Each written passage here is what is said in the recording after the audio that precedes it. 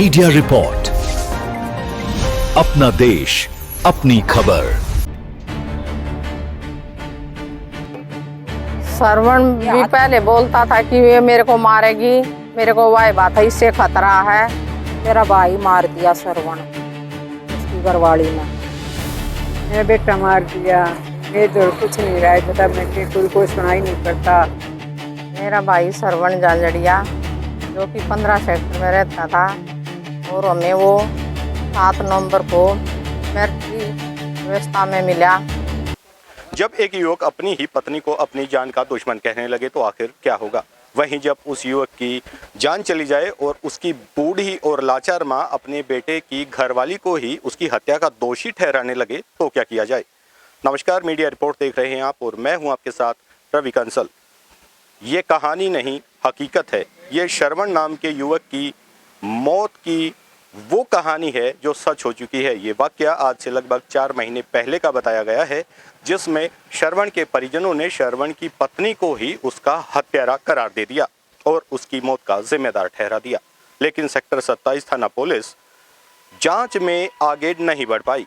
परिजनों का ये भी कहना है कि लगातार 4 महीने से वो पुलिस थाने के चक्कर काट रहे हैं, लेकिन कोई कार्रवाई अमल में नहीं लाई गई।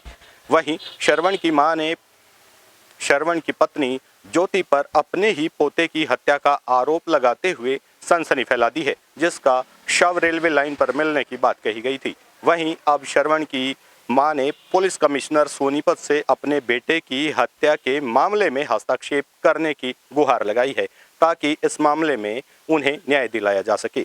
जिसके बाद कमिश्नर दफ्तर से डीसीपी वेस्ट को जांच का जिम्मा सौंपा गया। अब देखना ये होगा कि डीसीपी वेस्ट इस मामले में किस तरह से हस्तक्षेप करते हैं और आगे की कार्रवाई क्या की जाती है। श्रवण भी पहले बोलता था कि ये मेरे को मारेगी, मेरे को वही बात है, इससे खतरा है, बात है मेरी कार्रवाई करियो। उसके वही बात है, प्रूफ भी हमारे पास है जो रख कर गया हुआ है। और हमने अपने इसके बच्चे की भविष्य के बारे में वही बात सोचते हुए वो भेज दिया था। 7 महीने से मेरे पास ही रह रहा था। उससे पहले भी इसका अपहरण हुआ। फिर यो में अलीपुर से उत्तराखंड में नशा मुक्ति केंद्र में मिला, वहाँ से हम इसको हाई कोर्ट से छुटवा के लेके आए थे। उसके बाद ये हमारे घर पर रहता था। इसने अपने बच्चे के भविष्य के बारे में सोचते हुए ये वहाँ पर चला गया और उसके वही बात है धीरे धीरे वो फोन पे भी बोला करता। उसको एकेडमी में नहीं जाने दे रही थी कि मेरे को ये वही बात है, खुद मेरे समझ में नहीं आ रहा मेरे को क्या नशा देती है।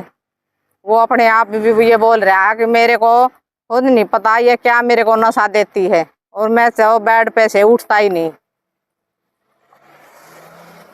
हाँ, श्रवण को भी खुद शक था। उसके कागज भी रखे हैं 2018 से।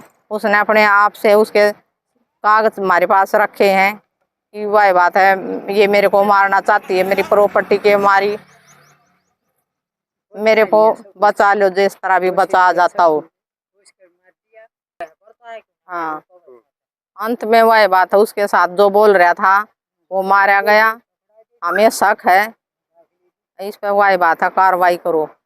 हमें शक है कि वो उसकी पत्नी नहीं मारा है। नाम सुनीता है।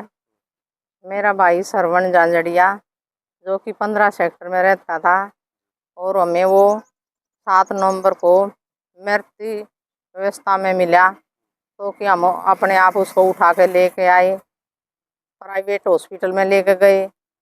उसमें वही बात कुछ नहीं था। फिर हम सरकारी में लेके गए, उसका पोस्टमार्टम किया ना। हमें पोस्टमार्टम वो कोई वो रिपोर्ट दे रहे ना कोई कार्रवाई कर रहे। 27 सेक्टर में 4-5 बार हम जा चुके।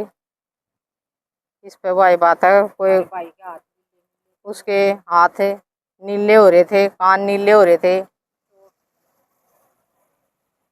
अब हमें सीपी मैडम के पास 4 महीने के बाद आए हैं और इन्होंने भी बोल दिया कि कोई कार्रवाई नहीं बनती। अब इसने ये केस डीसीपी को दे दिया। हमें शक है कि पैसा, वही बात है पुलिस को खूब पैसा खिलाया गया है। हमें शक है उसकी पत्नी ने किया है। नहीं वो क्यों नहीं कोई कार्रवाई कर रही।